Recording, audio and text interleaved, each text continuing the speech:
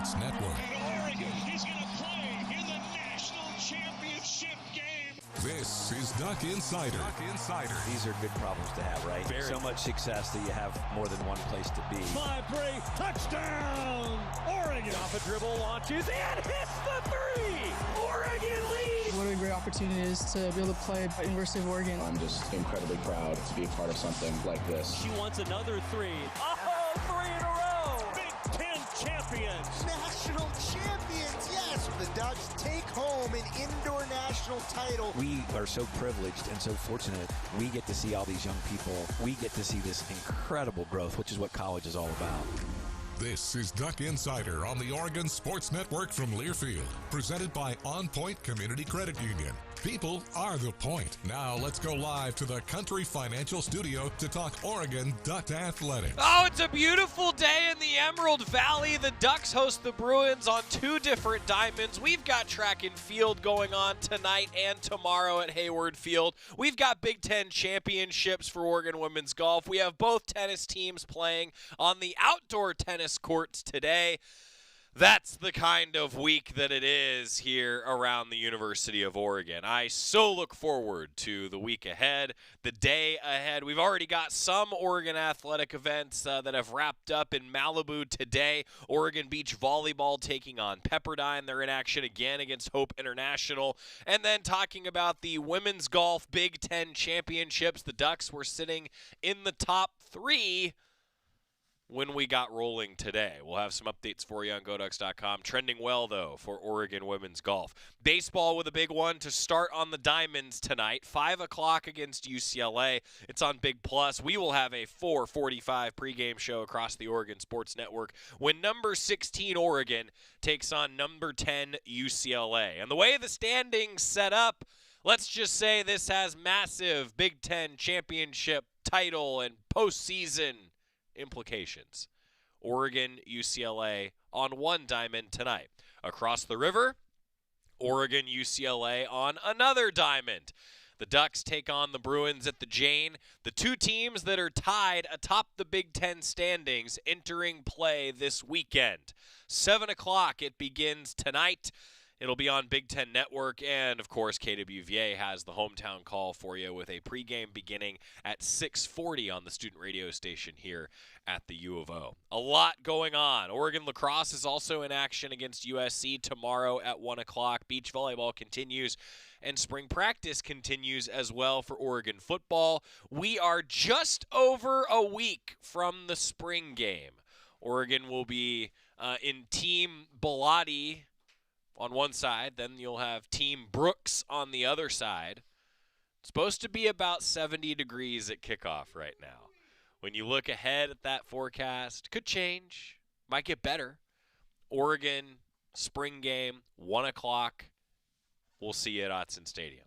Before, by the way, a 4 o'clock baseball game against Oregon State. These two weekends are critical for Oregon baseball. We'll break all of that down for you coming up. But it's also a big weekend for Oregon track and field. The Oregon Open, it'll be televised on Runner Space at Hayward Field today, and then also tomorrow will be on Big Ten Network, University of Oregon track and field, and the Team Invitational. So the Ducks have put together a team invite that's going to be scored much like a championship meet. This is really a great audition at Hayward Field for the Big Ten championships, for the NCAA championships, because fans have asked for it because it's fun, but also I got to tell you, I think it is a huge benefit to go through that experience of what it's like in a scored meet. And Oregon will be doing that tonight and tomorrow at Hayward Field. Yesterday at historic Hayward Field, head coach Jerry Schumacher met with the media, breaking down the outdoor season so far, coming off a very successful indoor season for the Ducks. Jerry Schumacher talking all things track and field here.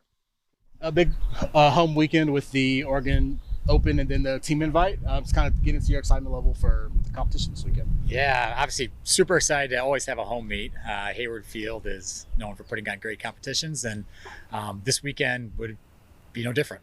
The Oregon Open is exactly what it sounds like. It's an open invitational, open meet. I wouldn't say invitational, but it's an open meet where anybody can attend. We have all events.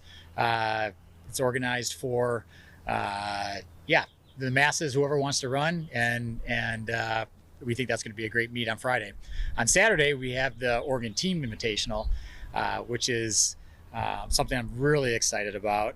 It's we have 5 men's teams, 7 women's teams. There's only 2 entrants per team per event. We have 11 events total, and there'll be a team score behind it.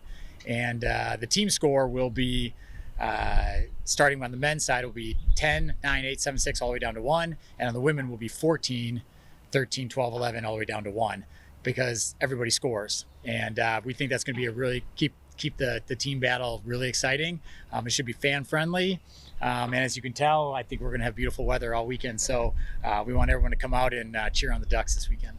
Jerry, why is it important to have team competition like that? I think team competition used to be a bigger part of track and field collegiately.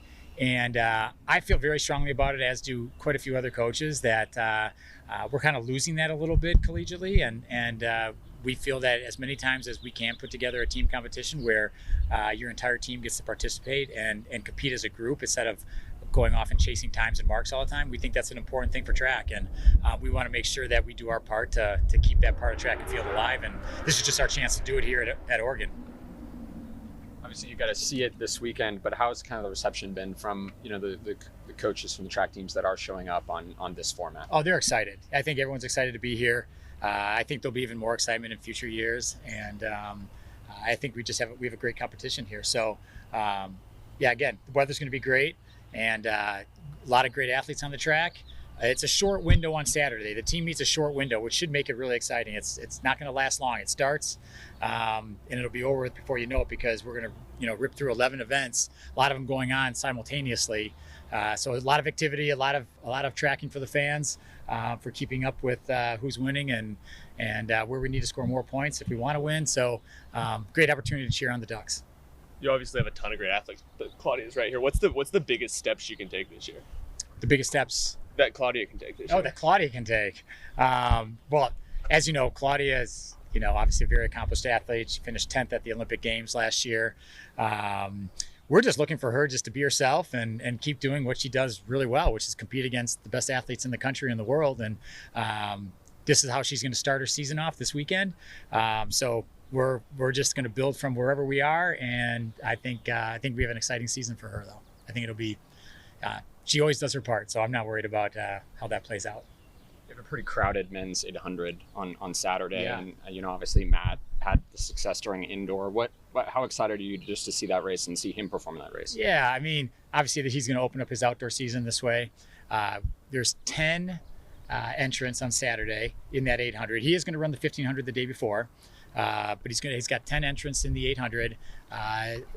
Obviously a lot of great athletes in that field. I mean, if you look at that field, that's a national class field. So very excited to see how that race plays out. Probably one of the more exciting races on Saturday will be the men's 800. And then Simeon, another guy who, I think he only got to run at Hayward once last year before the injury. I think he's entered to run, scheduled to run this weekend. How excited do you see him, return to this field? Yeah, I mean, it'll be his first outdoor meet, and I guess technically, he ran one last year, but first outdoor meet as a Duck, I guess technically. He is just kind of rounding back into some fitness. We're just using this as a building opportunity. So wherever we place him and whatever we have him doing on Friday and Saturday will be more to however we can help benefit his season going forward from here. How about, please. Obviously the women's team had a great, in terms of a team, right? Great indoor season.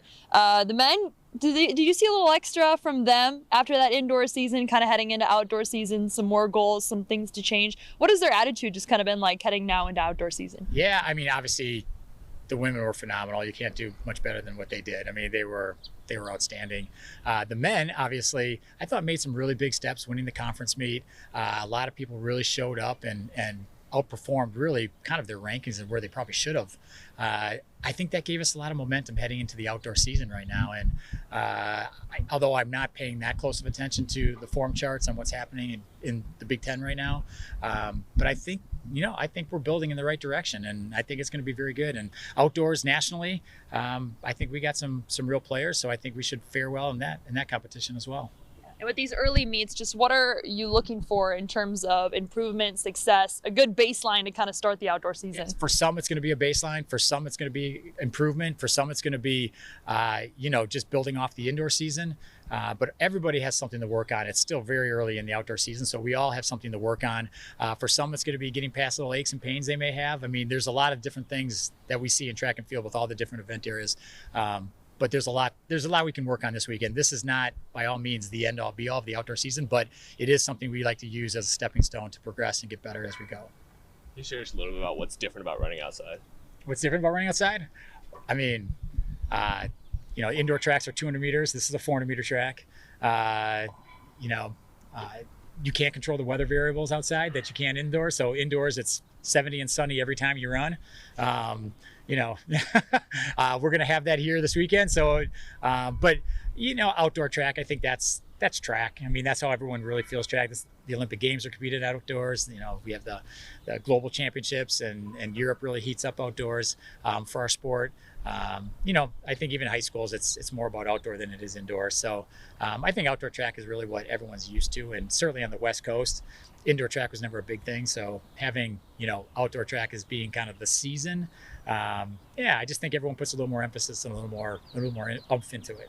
Oregon Track and Field head coach Jerry Schumacher meeting with the media. That was yesterday afternoon, getting ready for the open invite tonight and then the team invite tomorrow. A truncated schedule. He mentioned it, that the field events will start at 4 o'clock with the discus, followed by running events starting just after 5 p.m. The 1500 is the first scheduled event at Hayward tomorrow. So the open today, throughout the afternoon and tonight at Hayward Field, and then tomorrow that tight window that makes for, I think, a really fun environment at Hayward Field. About a 4-hour window from 4 until 8 for the team invitational. Tickets are still available at GoDucks.com. Saw a comment from Joe that mentioned, the forecast for next Saturday's spring game is 55 and rain. Joe, I'm trying to manifest. It's always sunny and 70 on spring game Saturday. It has to happen. Oh, we're manifesting. Quick timeout. When we come back, full weekend preview. We got a lot of football interviews to get to. Also, Claudia Kazmierska, she met with the media getting ready for the weekend ahead for Oregon Track and Field. Keep it here on the Oregon Sports Network from Learfield. As a local community credit union founded by teachers, OnPoint is committed to supporting the students and faculty at the University of Oregon. And on game day, we're right there with you, on the field, in the bleachers, and in the classrooms. Drop by our local branch today and discover the many ways OnPoint can help support your financial well-being. OnPoint Community Credit Union. People are the point. Federally insured by NCUA. Equal housing opportunity. At Shadow Hills Country Club, we're more than just an award-winning golf course and practice facility. Our events team offers all-inclusive event pricing that allows us to take care of all the details while you enjoy your event. Our indoor and outdoor venues offer you a wide variety of fully staffed options that put the focus on you. From weddings to business and social events, at Shadow Hills Country Club Events Center, you get the benefits of a resort atmosphere and amenities in a peaceful country setting, just minutes from downtown Eugene. Call for a tour today or visit shadowhillsevents.com. This is Duck Insider. Duck Insider on the Oregon Sports Network from Learfield. Hey, so what's a great way to spread awareness that driving high is illegal everywhere? A catchy song, of course. You can run, but you can't drive high. You can run, but you can't drive high. Friendly reminder, don't drive high. If you feel different, you drive different. Brought to you by NHTSA and the Ad Council. Are you prepared for an emergency or disaster? Because it's not a matter of if, but when. Don't find yourself saying, when the storm rolls in, my time to find a pet-friendly evacuation center will have run out. The scorching heat wave will leave me powerless to cool my insulin. I'll face a hurricane without meds. Now that's a tough pill to swallow. Let's prepare so we all have a better story to tell. Get started at ready.gov/older adults. Brought to you by FEMA and the Ad Council.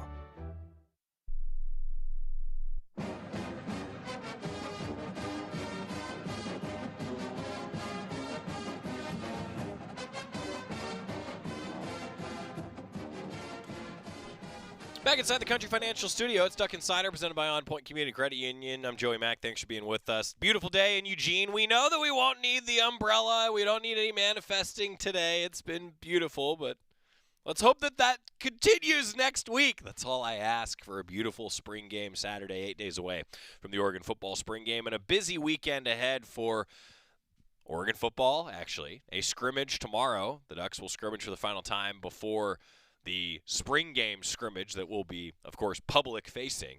Another evaluation day, though, for the Ducks. We'll talk about that coming up. Then also Oregon Track and Field hosting 2 meets at Hayward Field. The Invitational, the Open Invitational tonight at Hayward Field. The Team Invitational tomorrow that gets underway at 4 o'clock with the individual events then at 5 o'clock. Tickets still available at GoDucks.com. Claudia Kazimierska met with the media, making an outdoor debut at Hayward Field here coming up this weekend.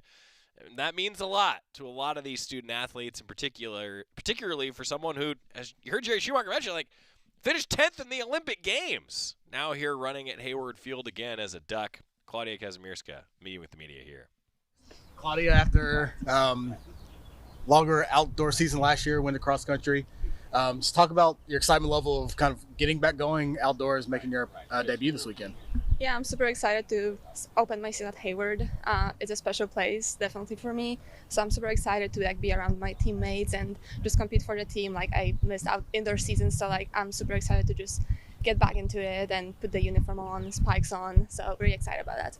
Yeah, just going off of that, it seems like indoor season, we got to see your success via streams, via social media, but now to be back here in Eugene, what kind of response have you gotten maybe from the fans, from your teammates, yourself, just about being back in Oregon, competing at Hayward Field? Yeah, I have lots of support from my teammates and my friends around here, so they will be here at Hayward on Friday and Saturday. Super excited for that, to just have them around, because they're my closest people here right now, so it's great to have those people around me. Yeah, definitely feeling lots of support and excitement from them too, to get back into it, especially I was competing in Europe a lot last summer, but haven't competed at Hayward since last NCAA, so almost a year. Yeah, really excited about that and just be back to it. Yeah. Seems like you took just a major step this past year. For you, what did you have to change? What did you do different? And do you feel like at this point now in your career, you're okay, I know what I need to do? Is this the most confident that you've been? I don't know if right now I'm the most confident I've ever been. I definitely was confident after outdoor season, then little setbacks, so it kind of took my confidence away, but I'm coming around, and I'm definitely aware what I need right now for my training and what I need to be successful. So working on all the small pieces, having great people around me too, that helped me in being the best athlete I could be. Yeah, I'm definitely confident right now, about what I need as an athlete. But definitely now rebuilding the confidence on the track is going to be very important in those first races. Jerry was just talking about how everybody kind of has a different goal. Can we ask, what's your goal for this meet? Just getting back into racing. Obviously I haven't raced indoor season, so my last race on the track was in August. It's been a long time. Of course, I haven't been training, and I've been on this track a lot recently, but just getting back into racing is different kind of feeling when you put that uniform on and you race for Oregon. So just getting back into it, being healthy, finishing the race strong, and taking this first step, and then getting ready for other races, because it's not the end, it's just beginning, and this season is going to be very long for me again. So yeah, just to have good fresh start. Yeah. How do you kind of prepare for such a long season after you spent so much time off? You're lots of time in the training room, but what's that process like? Yeah, so basically for me it's staying in my full training, high mileage as long as possible. As the season goes on, I try to just be very smart about my training and keep that strength work going on, and then when I get to the most important race, of course I taper and get ready for that. But then again, in the summer I put a lot of work in, and I don't have school then, I have just training, and that's what I love to do. So kind of living the professional athlete life then, and I feel that's a crucial piece to be successful on this higher stage on the Worlds, and which are going to be in September. And then just kind of on the mental side, when you haven't run in so long, what does it take to kind of get ready to race again? Yeah, I think it's just racing. Definitely, like just getting into racing, and there's no other chance to like recreate this atmosphere and this feeling of racing. Like in the workouts, we support each other and like we work together, but we never compete with each other in the workouts. So I feel like just getting back on the track and like feeling this competitiveness of being out there. So I feel like the more I race, the more confident I'll feel, and yeah, I'll just get into shape when the time comes. So. Coming off an indoor season, very successful for the Oregon women. Just what are you guys most excited about, and what are you hoping to carry into the outdoor season? Yeah, I think it's really cool that we have outdoor NCAAs here at Hayward and Big Tens here. Lots of home meets. The most important races will be happening here at Hayward. So I feel like the fact that we are on that home track and we have the whole team supporting us, people who compete and people who don't compete, like we'll be all together here. But definitely like carrying this success from indoors. Huge success indoors for the team. So it was very exciting to see that. Definitely kind of sad for me to miss that opportunity, but I was just very happy for my teammates, and like I was in tears watching that performance in Virginia Beach. So yeah, just hopefully repeating that at Hayward in a couple months. To have this very like unique team meet coming up, I feel like it's pretty cool because I feel like every time I talk to any of the women or men athletes, they always talk about the team aspect, even though track is a very individual sport. Just what kind of advantage may that give you in this meet? Just knowing how connected and how much you guys appreciate that aspect of track. Yeah, I think just competing for a team is definitely something different than individual success. And like at nationals, we compete for the team. At conference, we compete for the team, but also we need to qualify for those meets. So like we put a lot of effort to qualify individually for all of the meets, but here like we are all together as a team. Everybody like is fighting for those small points to get the big team win. So I feel like that's very exciting, and yeah, just having everybody on the track at the same time, like we are running, the jumpers are jumping inside cheering on us, and like just seeing the success of other athletes being at the track, and you just come on it and it's like, oh, I want to do the same thing. And I remember like even from past seasons, like I was going into the track and like Jaden was winning her 60 meters, and I was like, oh my god, I want to do the same. So I feel like this kind of feeling that we are just all together in the same place at the same time is just so encouraging, and just you can just feel that support. I thought it was really cool to hear Claudia talk about that. It is kind of unique now, and you heard Coach Schumacher say that having these team-scored events in the regular season, getting one at Hayward Field, kind of bringing that back to collegiate track and field, you know, because that's what it is when you get to championship season. So I loved hearing Claudia talk about that just infectious energy that comes. And I'll tell you, like, some of my favorite moments across all sports in my career here at Oregon have come at Hayward in those moments. I mean, I will never forget Raven Rogers and the kick to win the Triple Crown.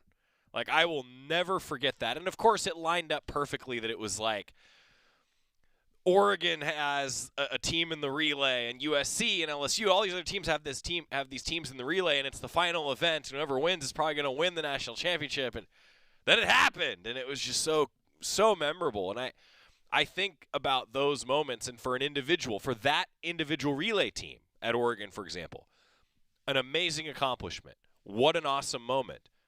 But then it also meant so much for the team because it led the Ducks to that national title at Hayward. You can't replace that feeling and that dynamic, and now getting it in the regular season is, I think, pretty doggone special.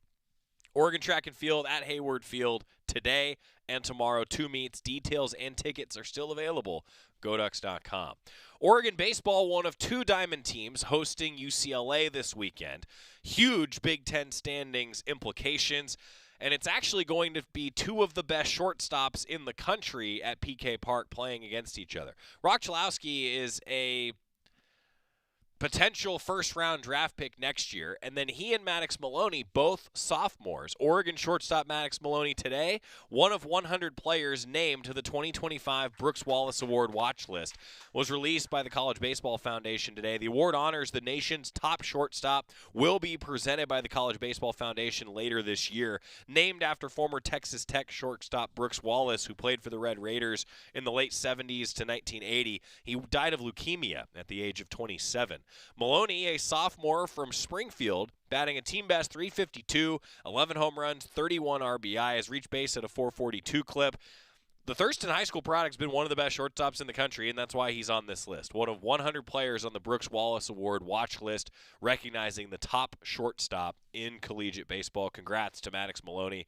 I'm excited to watch that battle occur at PK Park between these two great sophomore shortstops today. And then a guy who's been a veteran, can play all over the place for the Ducks, getting healthier and healthier, that's Drew Smith. They've been able to play him in the outfield. He's played a lot of middle infield, corner infield in his career. His ability to give the Ducks what Mark Wasikowski would call a mature at-bat, that was on display last week. Now Oregon's got a little more depth in the lineup with Drew Smith getting back to form. He previewed Oregon and UCLA this weekend. What was your injury earlier? What were you dealing with? What were you trying to come back from? And how do you feel now? Yeah, I was dealing with a little hamstring injury, but, I'm feeling a lot better. Doing a lot of stuff with Cody and a lot of the other sports science guys that really just helped me get right and get healthy and get to the spot where I can get back on the field. So in the last couple games, you've got pitch hit opportunities, played outfield. Just what do you feel like your game is right now, especially after your performance this past weekend up in Maryland? Yeah, never satisfied and always looking to get better every day at practice and looking to build on things I did well this weekend and things I struggled on. So I'm definitely seeing strides in certain areas, but there's also areas I'd like to improve on. Can you talk about a little bit how difficult that is when you've got a hamstring injury as a batter, how that affects your swinging, your approach to the plate, and just what was that like kind of dealing with that? Yeah, early on it was kind of tough, just like any movement was kind of just annoying it. But, just over time and letting it heal and all that stuff, it's really just mainly the running side of things that was kind of holding me back. So other than that, it wasn't too bad. You guys have been one of the best hitting teams in the nation, especially when it comes to the long ball. Do you guys get sick and tired of seeing it get over the fence? And kind of what's your reaction every time you see a new home run hitting it over? No, it's a good time. We have a good time in the dugout, and the guys love it. So I know it's definitely an energy boost in the dugout, especially if we may be struggling. Sometimes it just takes one swing to kind of change the momentum of the game, and, Mason's been having, one heck of a season, obviously, this year. He's so close to the program wrestler. Just when you see a guy in your team having that much success, how much confidence does it give the rest of the team that, you guys maybe want to keep pace with them, and just what's it been like kind of watching his progress this season? Yeah, he's absolutely killing it this year, and, having a guy like that lead off the lineup and have guys in scoring position right at the start of the game. So it's pretty nice to have that in your back pocket, and, he's a good kid too, so it's awesome. How do you balance the training of learning outfield, being more comfortable out there while also rehabbing from an injury? Just how did you balance that? I think it just comes with just being smart with it, not overdoing things, but also, like, if my body's feeling good, like, test it and go for it and, get in the swing of things again. Hit a home run opposite way over the weekend. Just the power not only to pull the ball, but also to the opposite way. How did that grow for you over the course of the last year? How did you develop that power and that strength? I think it just comes with the weight room and, really grinding in there every day. Daryl has great workouts for us, and really just taking pride in the weight room and really getting after it, and instead of just, not doing it the right way. You guys have faced a lot of different teams this year in the Big Ten, and teams in the in the preseason that you guys maybe have not faced before. You guys get your first top 25 matchup of the season. Just how excited are you for this challenge to finally be presented, and then of course here at PK Park, and to really maybe show the nation that's still doubting this Oregon baseball program that, hey, we deserve to be in that top 25 ranking that you guys have been in all season long. Yeah, we're a really good team. We're excited to play some really good competition. The game's never easy, and at the end of the day, we're not really playing an opponent. We're playing the game. So just taking it one pitch at a time and just attacking every pitch. Does it help when it's a familiar foe, someone you faced before, obviously, in years past? I guess so, but we don't really look at the team. We kind of just play the game, honestly. It's a veteran answer from Drew Smith, isn't it? Forget the fact that it's the two top-ranked teams in the Big Ten that are squaring off at PK Park this weekend. And that is just a fact. Oregon and UCLA are the two best teams in all the rankings in both baseball and softball in the Big Ten. Top Big Ten teams. Squaring off both in 3-game series this weekend at PK and the Jane. When we come back, talking a little Oregon football, continuing to preview a busy weekend here around Eugene on the Oregon Sports Network from Learfield. As a local community credit union founded by teachers, OnPoint is committed to supporting the students and faculty at the University of Oregon. And on game day, we're right there with you, on the field, in the bleachers, and in the classrooms. Drop by our local branch today and discover the many ways OnPoint can help support your financial well-being. OnPoint Community Credit Union. People are the point. Federally insured by NCUA. Equal housing opportunity. Hey Duck fans, at Country Financial, they make insurance easy. Whether you're shopping for home, auto, or more, their representatives will take the time to understand your specific needs and explain what options work best for you. Worry less and feel more confident knowing you're covered. Visit countryfinancial.com to get started today. Experience more with Country Financial. Auto and home insurance policies issued by Country Mutual Insurance Company, Country Preferred Insurance Company, and Country Casualty Insurance Company, Bloomington, Illinois. Your daily dose of Oregon athletics. This is Duck Insider from Learfield.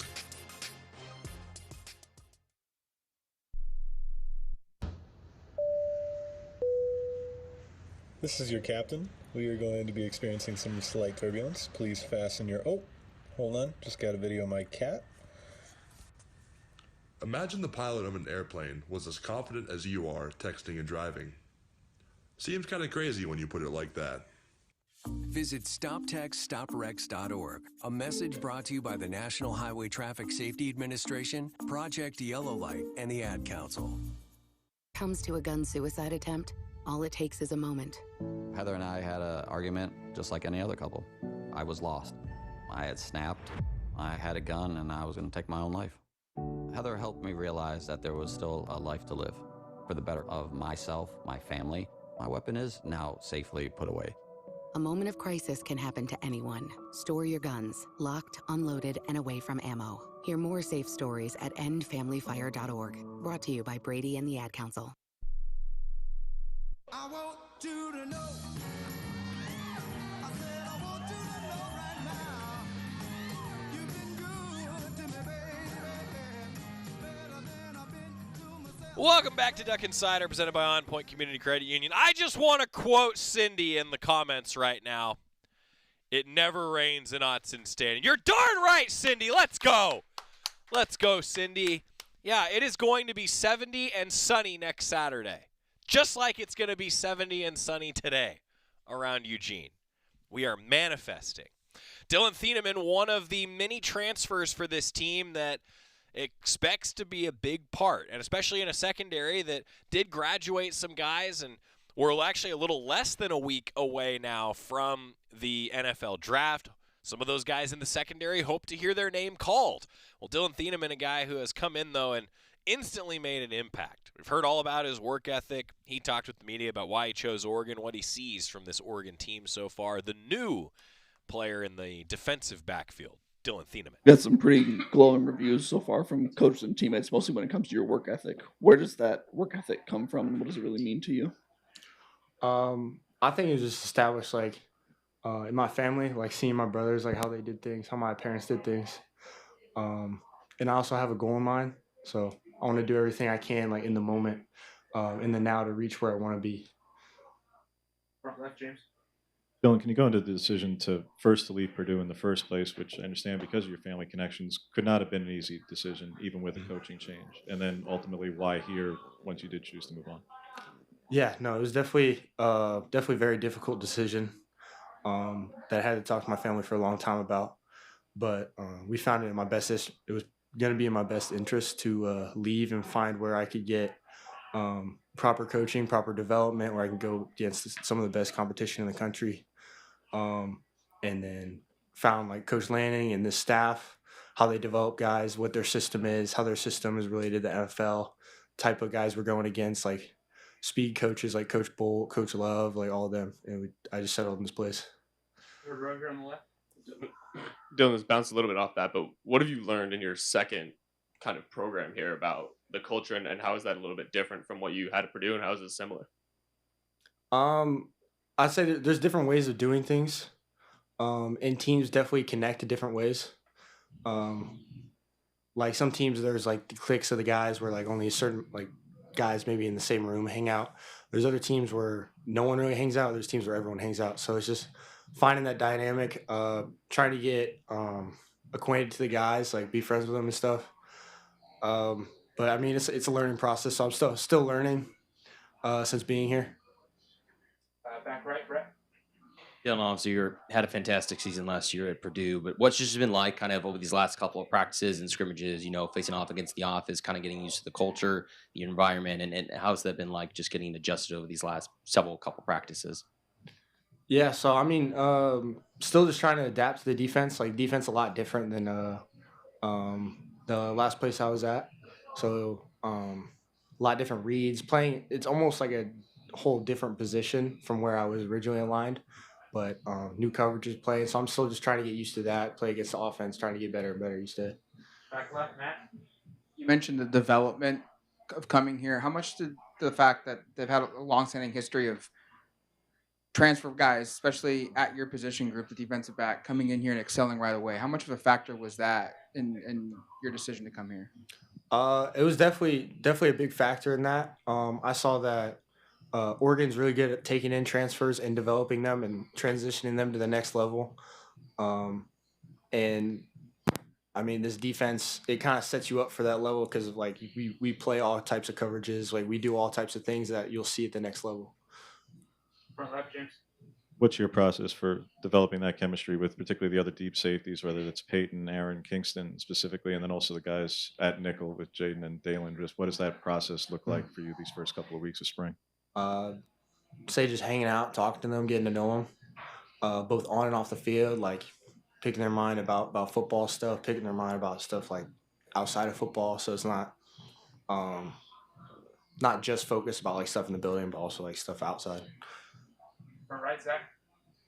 I'd imagine for someone who spends as much time as you do in the facilities that coming to Oregon is kind of like being a kid in the candy shop. Has it kind of met those expectations so far for you? Yeah, no, it's definitely met those expectations. Just all spring, the coaches and players have talked about, the lack of experience, but also the surplus in talent that this team has. Being a player with a little bit more experience than some of the other guys in your room, but being a new player to this program, how have you kind of attacked that while being a veteran with a lot of experience, but also still being a transfer and someone who is also still trying to learn the scheme and the system and the environment around you? Mm-hmm. I feel like I kind of had to like earn my spot on the team. I mean, I'm still going through that, still doing that. So I'm trying to talk to the other guys. I ask them questions about the scheme, like what would you play in this? Like how do you see this? And then giving them some of my insight about like how games go, like what type of things you can see from the offense, or like what I can give them and what they can help me with. Third row on the right, Alec. Yeah, just building off that. You're obviously you're learning a new system and trying to earn guys' trust here, but also given your resume, a lot of younger guys in that room probably already look up to you for leadership and advice. How do you kind of balance those things where there are younger guys in that room that are looking up to you for advice while you're also trying to earn your keep? Mm-hmm. I say I'm just trying to help them out however I can. I feel like they see the way how I like react and how I do things. So if they got questions, like they come and ask me, and I'll talk to them about it. I'll ask them questions too about like what they're seeing, like stuff that's going on with them. So it's kind of like a two-way street. 'Cause I feel like spring ball, everyone's still same level. Like there's no ones, there's no twos. It's like there's green and gold. Back left, Matt. Drawn a lot of praise for your play on the field, but a lot of coaches and players have also talked about your commitment off it in terms of film room or weight room or whatever when people aren't looking. Where does that come from? Where did you find that desire to just always be like the grind of football? Mm-hmm. I mean, growing up, I've always loved football, and seeing my brothers go through the whole process of what they had to go through. Like they walked on, they earned their spot. It's like they had to work hard. They had to do more than what other people were doing to earn their way up, to earn their spot. So I kind of saw that. I took that in. And I was like, I want to work just as hard, if not harder than them, so that it can set me up to do the things I want to do. All right, Zach. Here's your early impression of the quarterbacks, Dante and Austin, considering that you go up against them every day. Mm-hmm. I say they're both very good. I mean, I love going up against them. Yeah, there's not much more I can really say about that. Last question, James. As you've gone about learning this defense, the calls, et cetera, and probably reviewing tape of it from last season, did you look at more of Kobe or Taishim one more than the other necessarily because they both did a lot of box work like you did. They both Mhm. did a lot of free safety work like you did. I didn't know if one stood out more than the other in terms of just what they were asked to do and what they're planning to ask you to do. So right now I'm still trying to learn both positions. So they were like some games like Taishin would be field safety and Kobe would be boundary safety, and other games will switch. So I was kind of looking at both points, seeing how they play, how they react. Taishin had been in the system for 2 years, but he had another like kind of position change. He was playing star 2 years ago. Last year he was playing more safety, and then Kobe coming in first year. So I was just seeing how they react to the calls, react to the offense in certain situations. Dylan Thieneman, one of the defensive back transfers for this team, and that work ethic, I'll tell you, a lot of players have talked about just how much they appreciate that work ethic. Dylan Thieneman talking there. We'll get a timeout, but first, Joe with a great point in the comments. He said, I guess the Cal game never happened. Oh, Joe, let me remind you, I remember that game. I remember the waterfalls going down the stairs. It did not rain at Autzen Stadium that day. It never rains at Autzen Stadium. That was a full-on monsoon. Scott's here. Scott was there. You were probably shooting on the field, right? I was on the camera deck for that game under the wooden overhang, and I was drenched. It did not rain at Autzen Stadium that day. That really was a full monsoon. Oh, that was funny. Joe, I got to tell you, I laughed out loud when I saw that comment. It never rains in Autzen Stadium. It only monsoons, apparently, when Cal is in town. Quick timeout. When we come back, Carter Garade back to Oregon baseball, getting ready for a big weekend against UCLA on the Oregon Sports Network from Learfield. Dear Truckin' Awesome, Toyota Tundra's got heart-pounding horsepower. Tacoma is one rugged ride, and the 4Runner is tough as nails. Truck yeah. Find yours at Toyota.com. Toyota, let's go places. As a local community credit union founded by teachers, OnPoint is committed to supporting the students and faculty at the University of Oregon. And on game day, we're right there with you, on the field, in the bleachers, and in the classrooms. Drop by our local branch today and discover the many ways OnPoint can help support your financial well-being. OnPoint Community Credit Union. People are the point. Federally insured by NCUA. Equal housing opportunity. Dear Truckin' Awesome, Toyota Tundra's got heart-pounding horsepower. Tacoma is one rugged ride, and the 4Runner is tough as nails. Truck yeah. Find yours at Toyota.com. Toyota, let's go places. You're listening to Duck Insider. Duck Insider on the Oregon Sports Network from Learfield. You say you never give in to a meltdown and never fill your feed with kid photos. You say you'd never put a pacifier in your mouth to clean it and never let them run wild through the grocery store. So when you say you'd never let them get into a car without you there, no, it can happen. 1 in 4 hot car deaths happen when a kid gets into an unlocked car and can't get out. Never happens. Before you leave the car, always stop, look, lock. Brought to you by NHTSA and the Ad Council. The possibility of lung cancer can be pretty scary, especially if you're one of approximately 8 million current or former smokers at high risk. That's why SaveByTheScan.org wants you to know that now there's a breakthrough low-dose CT scan that can detect lung cancer early, and it only takes 60 seconds. You stop smoking, now start screening. For an easy quiz to see if you're eligible, visit SaveByTheScan.org. It could save your life. SaveByTheScan.org is brought to you by the American Lung Association's Lung Force Initiative and the Ad Council.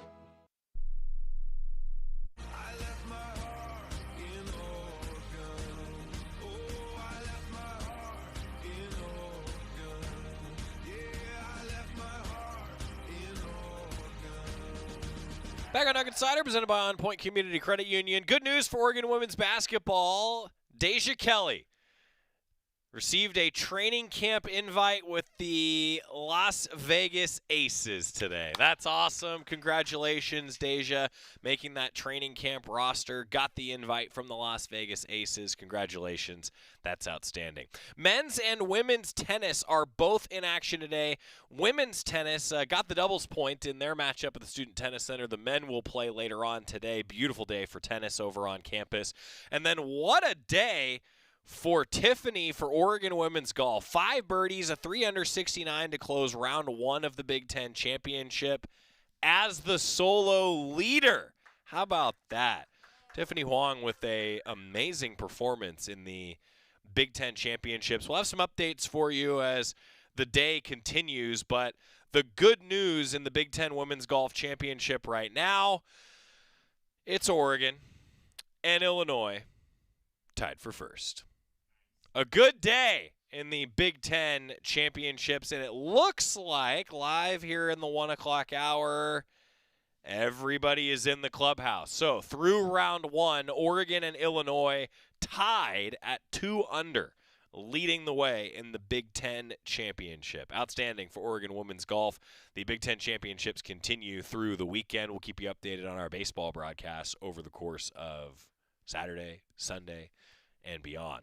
Carter Garate will be one of the Ducks out there at PK Park, and he met with the media this week talking about his great performance from over the weekend, picked up a home run in a big-time way, has played a great third base for the Ducks this year, really is man to the hot corner at a high level. Ducks team defense has been a plus. Maybe I probably don't talk about it enough. It's one of those things when you have one of the top fielding percentages in the country, it's like, oh, well, you just expect to make plays. Really, Oregon defensively has been relatively elite, if not just elite, this entire season. Carter Garate is a big reason why. And he had a nice day at the ballpark, hitting low in the order, doing a lot for Oregon baseball. Carter Garate previewing Oregon, UCLA, a top 25 battle at PK Park this weekend. How'd it feel to get the first one? Good. It takes a little burden off the shoulders, but, I mean, at the end of the day, I was just happy to help the team get a win. You guys talk about that in the dugout at all? Yeah, they did a little silent treatment thing, but it was all cool. I mean, I love being with my guys every day, and I think that just shows of the group that we have. We all really care about each other, deeper than the level of just teammates. So feels like the last couple of games you've just been hitting the ball harder. Yeah. And sometimes, line out, whatever it is, baseball. But how do you feel like you are at the plate right now and trying to get back to where you were to start the year? Yeah, just trying to be on time. That's really it. Defensively, you've been a rock there at third base. Just how do you feel like your defense has helped overall on the infield there and just being so steady at third? Yeah, I think that's a part of the game that I can really help the team win, and I feel like is a job of mine that I can really put out there for the team to do, and that's something that I take really like as a big part of my game and as a part of the team that's going to help win. How much did a 4-hit day on Sunday boost going into Monday? How did that momentum carry over from day to day at the plate? Yeah, I mean, it always helps to just see balls fall and see you hitting balls hard helps. So, I mean, every day is a new day once you start, but I mean, yeah, it helps just seeing the ball getting hit harder. We all know the process of a baseball season is long and hard. It's a very strenuous season for you guys, but in the process of where you guys have gone through this season, the ups, the downs, where do you feel like you guys are right now as a unit, as a team heading into this weekend for your guys' first top 25 series? Yeah, we're growing. As every team, you'll see what you need and what you need to improve on at this point in the season, but we're not where we want to be yet. We feel that we have a lot of room to grow, and I feel like we're building to where we can be a team that's a real contender to be where we want. Where do you feel like you guys still need to improve at the most right now? Yeah, I mean, really everywhere. Every team can improve everywhere, and I think both sides of the ball, pitching, hitting, we're going to figure it out here soon. So you guys, at the plate have been pretty dominant all season. It just seems like every game, every weekend, every series, you guys are scoring 10-plus runs. Where is that coming from? How is that kind of showing up at batting practice, and how do you feel like that success can kind of help you guys, especially as you start to face tougher and tougher teams down the stretch? Yeah, it just comes down to the preparation at practice, guys taking their work during practice serious, and it shows up during the weekend. How much pride do you and Brian take in that 8-9 spot? I mean, he's on an 8-game hitting streak, hit a grand slam on Monday. How much pride do you guys take in being able to produce down there? Yeah, I think I've said it before, but we call ourselves the 8-9 merchants, and we take that to the level of what we got to do for the team is what we got to do, and I think me and Ryan have really taken upon ourselves of whatever the team needs is what we'll do. So Mason set a career high in home runs for a single season with 17 this past weekend with the Grand Slam. He's one off the program record of 18. He's got 33 home runs in his career now. Where have you seen him elevate to in this junior season of his? Yeah, obviously you see the power, but I think something that, I think we're all really proud of him is that he's taken the more competitive route at the plate, and he's striking out less, walking more, and I think that's something that's really just elevated this team overall. And I know he's going to continue and even improve on that. So, Go ahead. What have you made of Drew out there in right field? You can utilize players like him everywhere. We need his bat in the lineup. We need a lot of these guys on our team's lineup, which I think takes credit to how deep this team is, and anyone on that bench can come in and play in anywhere. So. This season's been a little bit different for you guys, obviously, first year in the Big Ten, et cetera, but you guys have faced a little bit of different of competition up to this point. How has that been like for you guys as a team, as a player, kind of adjusting, and how do you feel like maybe it's helped you guys grow a little bit differently maybe than what it was a season ago? Yeah, I don't know. I just feel like every week we try to grow within each other, and we try to, grow, at more than just teammates and brothers. And I think that at this point of the season, that really comes into play, and you see teams really come together to, make a deep playoff run. Oregon baseball against UCLA, 5 o'clock today, 2 o'clock Saturday, 2 o'clock Easter Sunday. That's Carter Garate meeting with the media. He has come on offensively with the bat in terms of hits, but I'll tell you, sometimes the best thing that Carter does isn't with the bat, it's with his eye. He takes pitches, he gets on base, he works counts. That's how a second leadoff hitter can flip a lineup in a really positive manner. Carter Garate has done that a lot throughout his entire career, but especially this year. He and Ryan Cooney at the bottom of the order, hitting in the 8-9 spots. Cooney, then Garate. They are both great examples of working counts, getting plus at-bats, as the baseball team would say. Plus at-bats without necessarily getting that grand slam. Big home run. But, of course, it's nice to get your first home run, as Carter Garate did this past weekend. Ducks and Bruins on both diamonds here tonight, tomorrow, and on Sunday. We'll come back after this, go through the full weekend schedule. We've got a lot for you as Duck Insider continues on the Oregon Sports Network from Learfield.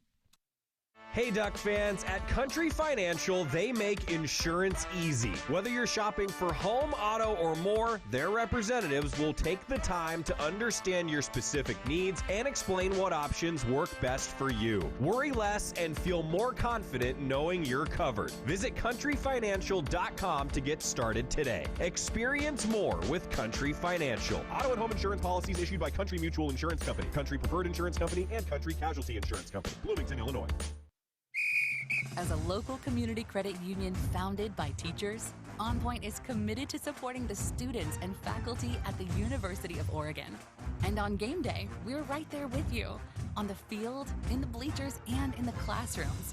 Drop by our local branch today and discover the many ways OnPoint can help support your financial well-being. OnPoint Community Credit Union. People are the point. Federally insured by NCUA. Equal housing opportunity. This is Duck Insider, presented by OnPoint Community Credit Union on the Oregon Sports Network from Learfield. I'm a pretty great multitasker. I can wash dishes and do laundry. I can roller skate while walking my dog. I can even order lunch while doing my homework. But I can't use my phone while driving. A distracted driver is one of the leading causes of death in the United States. So when it comes to driving, please, don't be a multitasker. Don't drive distracted. A message brought to you by the National Highway Traffic Safety Administration, Project Yellow Light, and the Ad Council. All right, son. Time to put out this campfire. Dad, we learned about this in school. Oh, did you now? Okay. What's first? Smokey Bear said to. First drown it with a bucket of water, then stir it with a shovel. Wow, you sound just like him. Then he said. If it's still warm, then do it again. Where can I learn all this? It's all on SmokeyBear.com with other wildfire prevention tips, because only you can prevent wildfires. Brought to you by the USDA Forest Service, your state forester, and the Ad Council.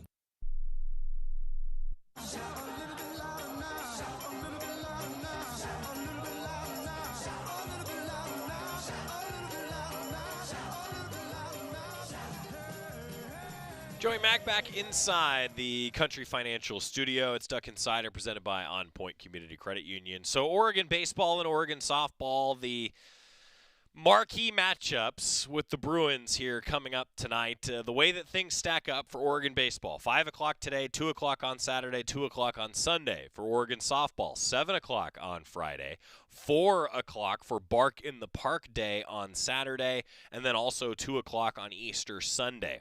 The Big Ten Network is in town for the Sunday game for Duck baseball, and Big Ten Network will televise the Friday game for Oregon softball. Otherwise, it's available on Big Plus. Of course, KWVA, the student radio station, Saul Galvan, and the KWVA crew will have the hometown call on the radio for Oregon softball, and then myself and Ryan Milano will have the Oregon baseball call with pregame beginning at 4:45 today. Elsewhere around Oregon athletics, Pepperdine did beat Oregon Beach Volleyball 3-2 today in a tough one, but Oregon Beach Volleyball bounced back for a 5-0 win over Hope International this afternoon. Iowa has grabbed a couple points in singles, number 32 Iowa that is, against Oregon women's tennis. The Ducks did win the doubles point, and now over on campus, Iowa is in progress against Oregon women's tennis with a couple points in the Iowa column. It's 2-1 right now. Oregon men's tennis will also be in action this afternoon. A 3 o'clock scheduled start against Illinois for Nils Schielander's team.